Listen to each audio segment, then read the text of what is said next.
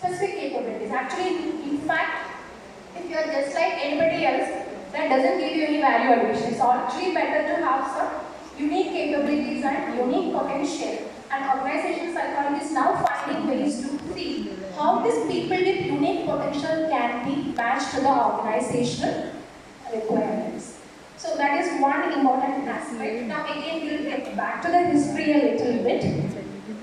So those of you who are interested can go and refer to this article on Dandelion Principle published by MIT's Love and Management Review. There is a very detailed article on it. Due to paucity of time, I will move on to the next concept. Now, this person is Walter Bill Scott, an American psychologist who is also considered to be a contemporary of Hugo Winsterberg.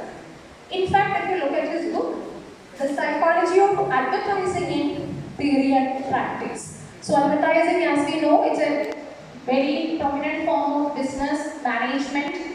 But here you could see he is trying to apply the principles of persuasion, principles of suggestion, how the same principles could be applied in the context of advertising and make it beneficial for the business organizations. So in his book, he actually speaks about law of suggestibility. He argues that customers don't act rationally and therefore can be easily influenced, and consumer suggestibility was based on emotion, sympathy and sentimentality. This is again a very clear case on how principles of psychology could be applied in the context of business or organizational psychology in general. Now, in fact, before moving to this one, there's a very famous behavioral psychologist who actually made a living out of having a career in advertising. Can anyone name him?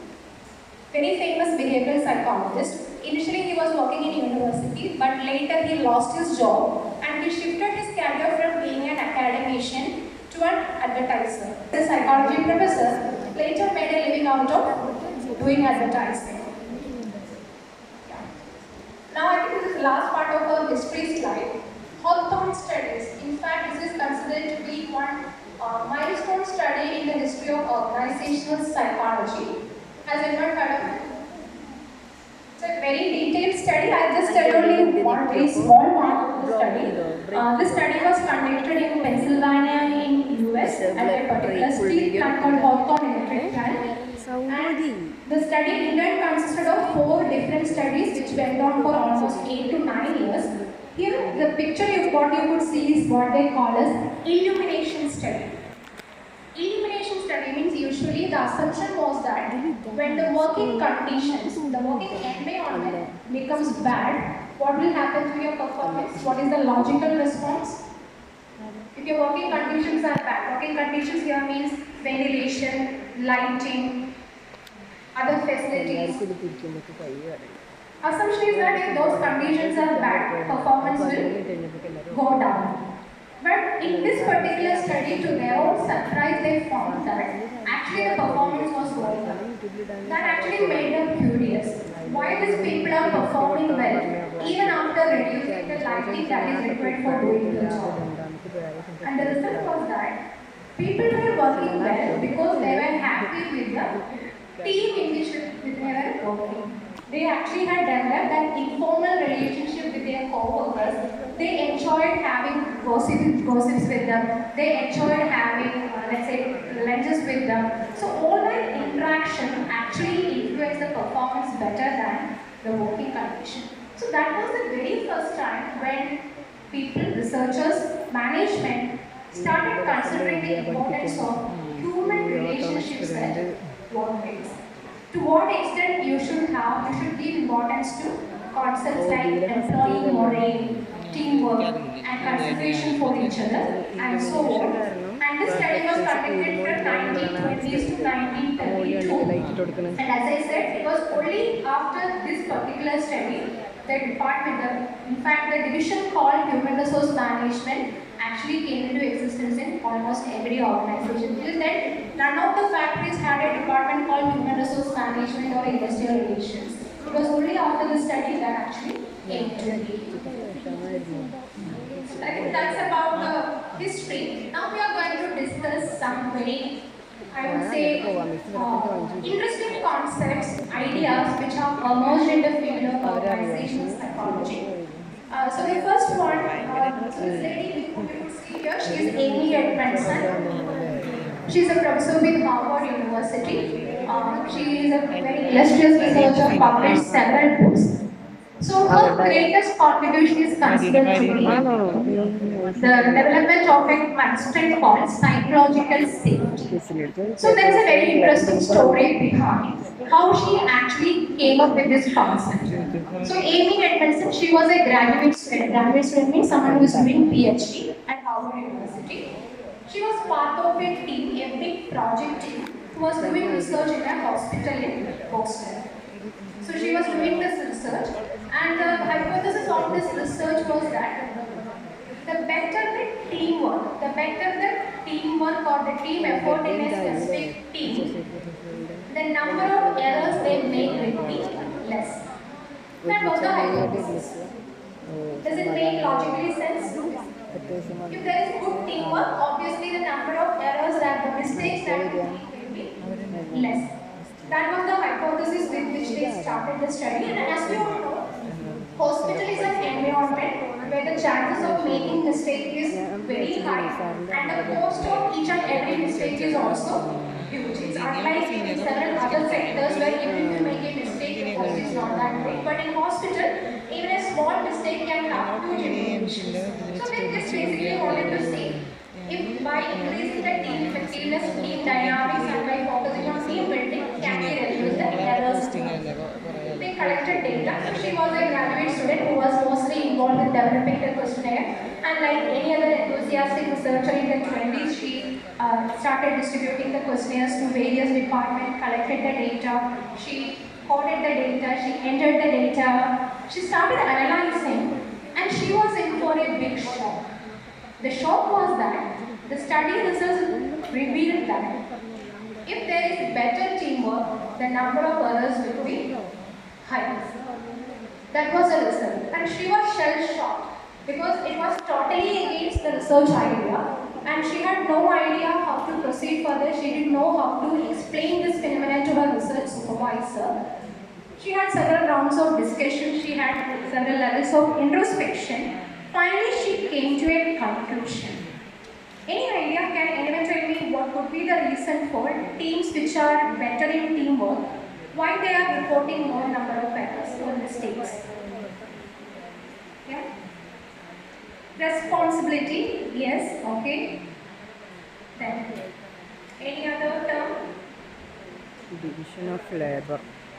It just means that if you are a good team, if you are a better team, there is a higher chance of you reporting the mistake. It just means that the other teams are scared to report the mistake. See, we all make mistakes, right? None of us can do any of our jobs perfectly. It is quite common for all of us to make mistakes as part of our profession or life in general. But it's all about admitting the mistake, taking accountability for it, and taking the steps to ensure that the mistake is rectified. So the major finding from the study was that it was in certain teams where there was good teamwork, they trusted each other. They didn't mind admitting their mistakes to each other. They actually felt safe within their team. They were like, even if I make a mistake, my team members will understand it. They won't actually make a mockery out of me. They will support me. That trust of feeling is what we call as psychological safety. Even when you make a mistake, will you go and tell your parents or will you keep it hidden? So if you are feeling psychological safety, you will feel like it's after all my family, they will understand whatever mistake I have made, and will take the next steps to rectify. The same applies in organization context also. In organization context all the more because the size of the team might be much larger and the nature of the team might be more heterogeneous in nature. So this was the most important contribution made by Amy Edmondson, and she has actually written the book called The Fearless Organization. The organizational culture which is characterized by people who are not afraid to say, yes, I made a mistake. It might sound like a small thing, but if you put yourself in that situation, you will realize to what extent this particular party is significant, to what extent you feel like even if I make a mistake, it's okay, I can always make a comeback. So, psychological safety, make your people feel that their voice is welcome. In fact, there is a similar term in social psychology which you might have heard called groupthink. I think all of you are familiar with the concept, right? So groupthink is something which is very similar to this one. So to give one example, maybe you would have all heard about Challenger space shuttle, right? So there was a space shuttle called Challenger which actually exploded in 1986, and after this explosion, actually it was carrying around 11 people inside it, and all the 11 people lost their lives. And after this explosion happened, there was an inquiry committee, and during the inquiry it was revealed that one of the engineers actually had doubts about some of the technical glitches of this spacecraft. But the person didn't reveal it because of lack of psychological safety. He was not very confident or sure about voicing out his concerns. Sometimes you might be wrong, but still, do you feel the safety to say whatever that comes to your mind? Sometimes it might be just a hunch, it might be an intuition. You may not have any data to back it up. But still, do you have an environment which supports you to say whatever that comes to your mind? So make it public and discussable, make your people feel that your voice is welcome. So all can contribute to psychological safety. This particular cartoon also conveys exactly the same meaning. So usually I think this is something which we can all relate to, right? Whenever we hear something, when we have some concern, all these thoughts will be going inside our head. What will others think of me? Should I say this now or not? Or maybe I should talk in person, I shouldn't say it out aloud. You'll be having a lot of concerns about voicing out whatever you feel. So psychological safety is something that motivates you, that actually promotes true expression of feelings within your organization, within your team. Now, I'm going to talk about one practical application. I'm sure all of you have heard about Google, right? All are familiar with Google. At Google, all the decisions related to people are taken based on data and research. So Google, they have something called Pi Lab, PI. PI stands for People Innovation Lab. And they carried out, in 2013, they carried out a study called Project Aristotle. And the objective of the study was to find out what are the characteristics of an effective team. And as we all know, Google is an IT firm, and IT organization, teamwork is the most important way of doing the job. And nobody can do their work individually. All the works will be done based on project teams. So if you're not comfortable with a project team, if your team is not effective, the entire project will be a failure. So Google basically wanted to check what are the features, characteristics that makes a team effective. The study was carried out for almost 2 years. And the results indicated, and now prizes for guessing the most important factor was found to be psychological safety. Psychological safety was found to be the factor that actually determines the characteristic of the most effective team. What do you think could have been the other factors that makes a team effective? First one is psychological safety. Do you think you put together some 4 or 5 brilliant people in one team, will that team be effective? No, right? You would have all worked in different teams as part of doing your assignments or projects. Do you think all those teamworks were equally effective? Some teams were more effective, some teams were less effective. Maybe in some teams social laughing might have been very high. All of you would have had various forms of experiences. So based on your experiences, what do you think are the other factors that determines the team effectiveness? I think even for this seminar you are having certain teams, right? Reception committee, program committee, food committee. So based on that experience, what do you think makes a team effective? From your personal perspective. Taste. Can it be louder? Teamwork. Teamwork, yes, but something more, I'm looking for something more specific. Trusting each other, okay. So again, but I would say trust comes under psychological safety. Trust and psychological safety are more or less similar concepts. Anything else?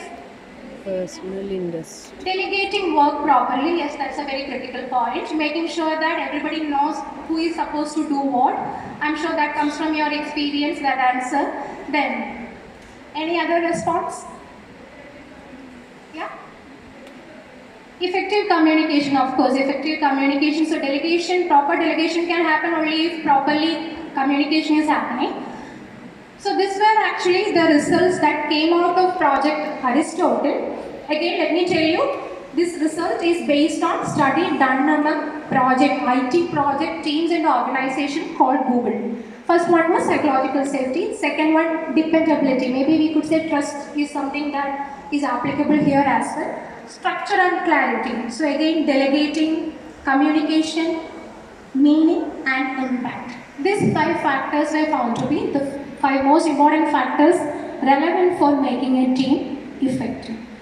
So here now you have seen how psychological safety emerged as a theoretical construct and how the same thing was found to be applicable in a real organization context. In fact, one of the most successful organizations, Google, the same result was replicated. So that was about psychological safety. Now I think we'll move on to another concept. Okay, here just a picture. Anyone who could tell me what it is, this concept? Not directly related to psychology, but this particular term was in news, especially in the last year. There have been a lot of discussion about whether it is ethically right or wrong to do this. Not work from home. Yes, moonlighting. The reason why I know it is because right now I am actually doing a project on this. How many of you have heard about moonlighting? Moonlight. Moonlighting. Has anyone heard?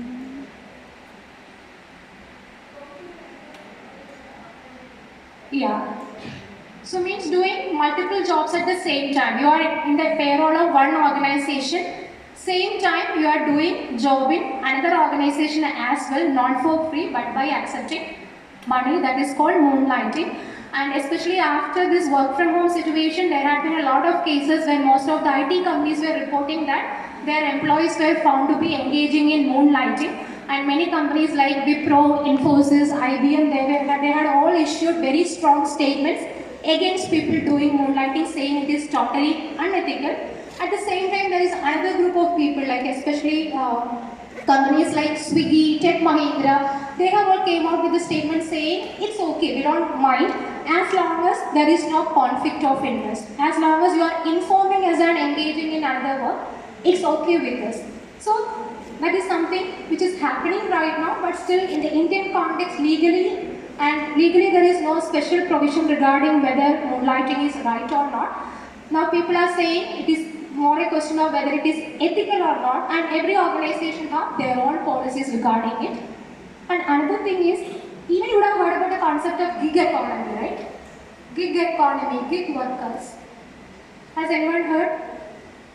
Gig worker means now people are not looking for a full-time job. People are mostly looking for consultancy kind of job, freelancing. Some people say, I don't want to be associated only with one company. I don't want to be engrossed in all the administrative stuff. I just enjoy doing my job. I'll come and do the job and go. I don't want to get engrossed in all the administrative stuff and the other responsibility that comes with the job. So gig worker is another phenomenon which is becoming very common these days. So of course, all these new changes in the dynamics of how work is being done provides more challenges as well as more scope for the development of organizational psychology. Earlier for psychologists, the case was very clear. An employee joins the company at the age of, let's say, 23, till retirement at the age of 60, the employee will be with the company. So the employee career life cycle was very clearly defined. Later, with the service sector, job hopping became a very common phenomenon, especially in IT sector, where people used to jump from one job to another after 2 years, 3 years like that. Now we are even talking about gig economy, where employees are not even fully connected to the organization. So how do you engage those employees who are not even part of your organization? They are only temporarily associated with your company. Then how do you engage them? You can engage only those employees who are full-time employees, right? Do you think engaging part-time employees is as easy as engaging full-time employees? Definitely not. So that is bringing in more challenges for organizational psychologists in general. There's a lot of studies to be done in this area. So those of you are interested can consider this as an upcoming area to be where work could be done. Yeah. So moonlighting is when someone takes on work outside their main job, primary job, and also secondary job. And there could be a lot of factors for it. Primarily, it is, I feel, financial. But it is not just always financial, there could be other factors as well. And don't think that it is only IT people who engage in moonlighting. Traditionally, there have been a lot of other professions where people used to do moonlighting. Any guesses? Doctors. Doctors have been known to be doing moonlighting for quite a long period of time. I think very recently only for the Kerala government there came one rule, I think doctors are not allowed to have private practice. And the thing is teachers. Teachers have been doing moonlighting a lot, especially in the previous years. Only because right now in IT sector it has become, now everybody has started talking about it. Yeah. Okay, now just have a look at this particular picture. What comes to your mind? Don't tell me it's a grasshopper. Yes, it's a grasshopper. But what else comes to your mind when you see a grasshopper? Green, okay. Then something other than the obvious.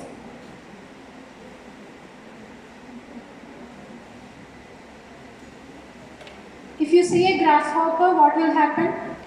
Destruction. Yeah? Jumping from one place Sorry. to jumping from one place to Okay, jumping from one. You are all giving me two intellectual answers. Yeah, money. I think that's a very common thing, right? At your household, you would have heard this thing, right? Your mom or dad would have told you there is a grasshopper means there is a chance that you will get money, and there is no scientific, logical reason behind it. Now, the same grasshopper, you show it to somebody in, let's say, US, what would be their perception? They might say it's a pest.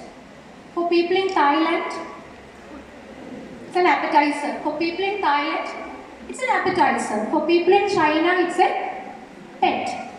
The same object, same animal, the same insect, grasshopper, but different people perceive it differently. And what is the reason for differences in this perception? Culture, the cultural difference. Now, the cultural difference, even see, just for perceiving something as simple as a grasshopper, how different could be the responses. Now, imagine group of people from multiple countries all working together for the same organization, an MNC like a Google or Apple. Imagine the challenges in front of the HR manager or the psychologist who have to deal with their needs and requirements. Each and everything has to be addressed in a culturally sensitive manner. The same thing could mean different things for different people based on the cultural background from where you are coming. So I'll just give you one very short anecdote as well. Actually, I had the opportunity to visit US for 6 months. So prior to going for the trip, I had an orientation session. I went during COVID time, so it was an online session. So the orientation session was focusing mostly on the do's and don'ts when you are visiting a foreign country, a different culture. So one thing which they told was like, usually in our country, when we visit our friend's home and imagine our friend has some two little kids, how do we behave with those kids? We'll go and pull out their cheek, right? We'll go and immediately lift them, we'll hug them, we will kiss them, and we were told, don't do that if you are going to visit your colleague or friend in US. There it is an offense. Don't touch a kid without the permission of the parent and the kid. You might be considered as a pedophile if you do that. This might sound like something very simple thing which we do it, I think here in our country we do it involuntarily without even thinking about it. But the same thing can have different implications in a different culture.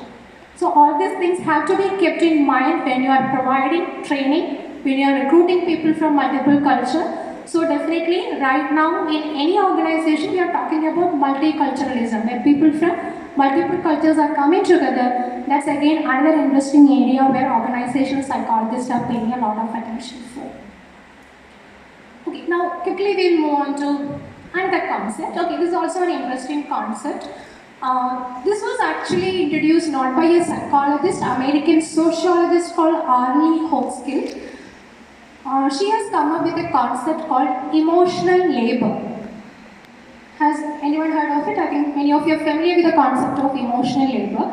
Again, to explain what she in fact did her study among air hostesses, people who are working in in aeroplanes as air hostesses, and for them, despite what their actual feelings are, whenever they are meeting a customer, how are they supposed to show their emotions? What emotions are they supposed to show? They should always be smiling, very pleasant, right? Maybe internally they might not be having a great day. Maybe they are feeling sad, they might be frightened, or imagine the flight has been hijacked. Even air hostesses might be feeling the fear. But are they expected to show the fear to the passengers? Definitely not. They have to remain calm. They have to hide their emotions, manage their emotions, regulate their emotions, and show only the emotion which is considered to be appropriate in their profession. And that is actually a very challenging job. And according to Hochschild, not just for nurses, for air hostesses, any profession which involves interaction with people, let's say all human service professionals, they all face exactly the same issue. So majority of the studies in this particular area has been done among nurses, doctors, social workers, counselors, psychologists, teachers, policemen, basically anyone who on a continuous basis are supposed to interact with people. It's a very challenging task. Again, I'll give you another anecdote from one of my relative, my cousin. She's working as a nurse. Right now she's in UK, but her first appointment was in Kerala in the government hospital. And her first appointment, after the first appointment, her first posting was in pediatric cancer department. And she told her that was a very challenging task because going to the cancer ward itself could be emotionally challenging for anyone.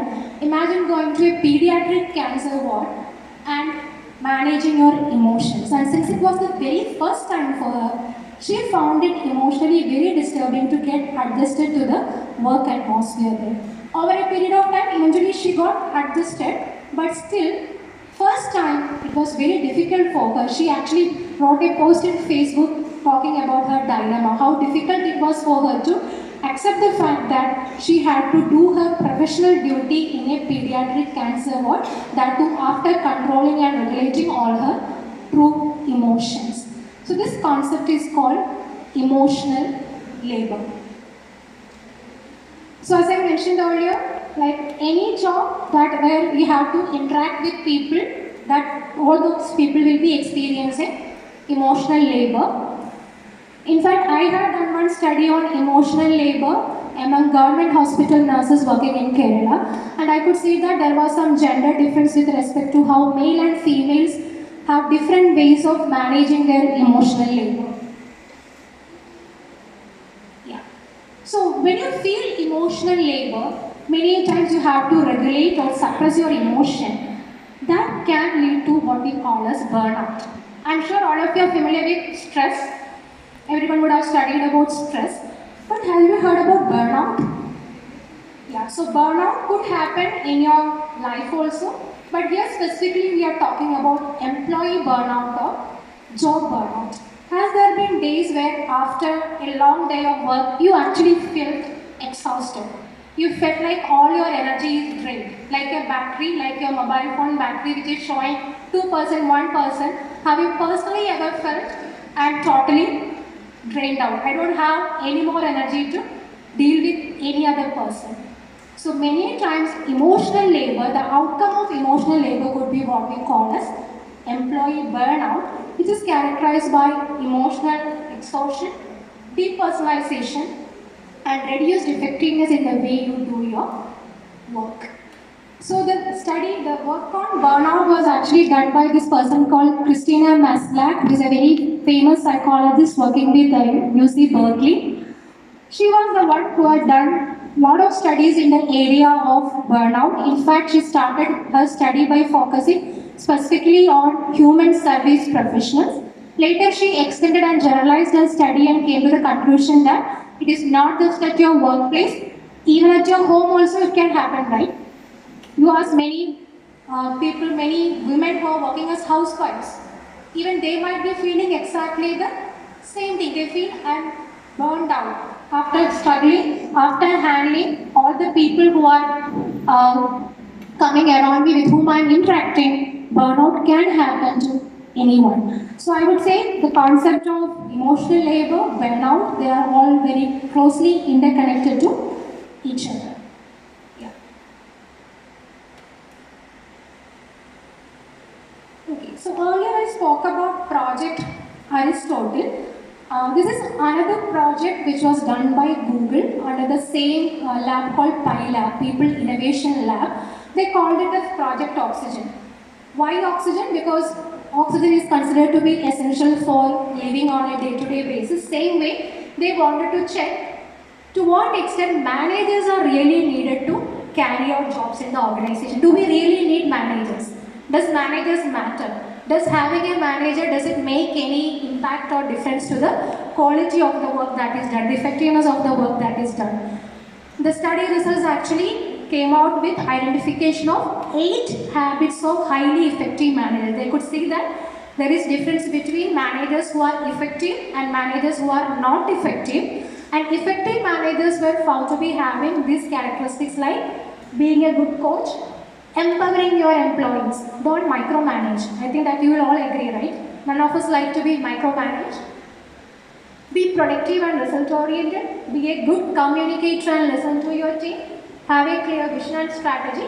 And have the key technical skills so that you know what type of advice to be given to your team. Some managers will be like, they will only be taught. But if you actually ask them something technical, they will be having no clue about it. So that also should not be the case. You should also have technical expertise so that you can effectively communicate that to the managers. So this was the second project that was done by Google called Project Oxygen. So Project Oxygen and Aristotle, both are very interesting studies. I think they are both available in Harvard cases. Those of you are interested can go and check for Harvard cases where you could go read both these studies. Okay, this is another interesting news which I saw at the website of APA. Industry and organizational psychologists have been recruited to find, they have been recruited for a mission that goes to Mars. So by 2030, NASA has actually planned a mission to send people, human beings to Mars, and that is something which nobody has done so far. So the challenges are something which are unknown, uncertain, lot of complexities are there. So for this particular project, NASA scientists have recruited IO psychologists to be a part of their team. So this is again something that comes under the scope of IO psychology. Even for the NASA project, they can actually contribute. There are a couple of more things which I think I will just skip.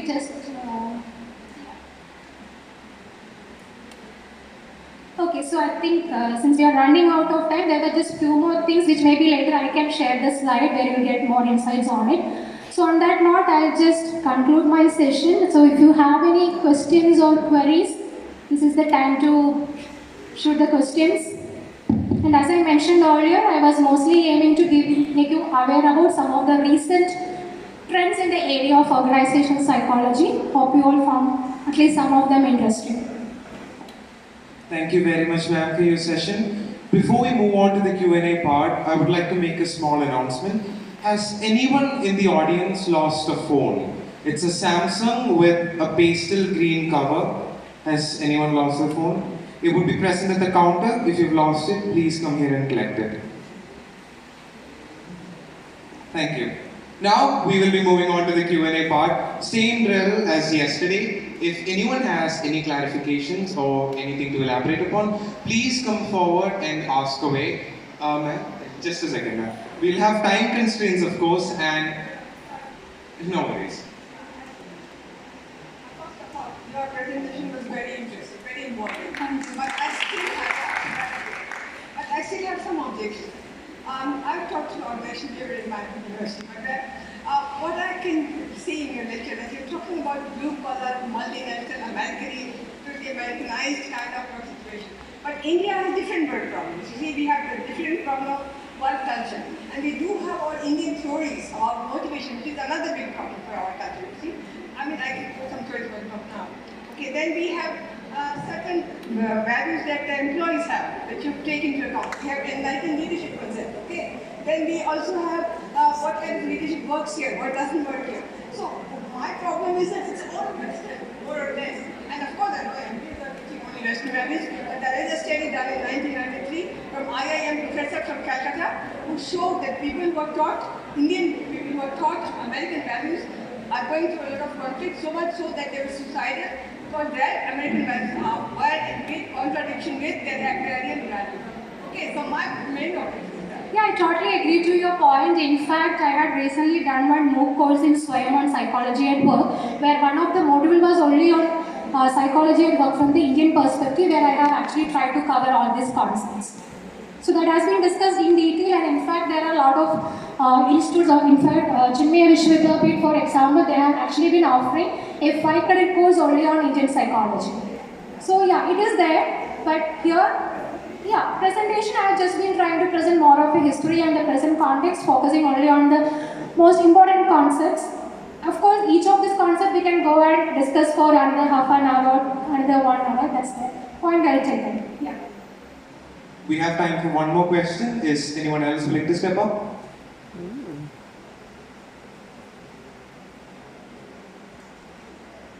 Once again, this is your final chance. I guess they are all waiting for the next session. Possibly. But if nobody else is there, and if you still have any doubts or elaborations, or if you're just hesitant to speak, you could ask ma'am personally, or you could contact the program committee. Thank you very much, ma'am. We'll be moving on to the next. Okay, thank you. Thank you so much for your interactions and responses. It was nice. It was a nice experience for me.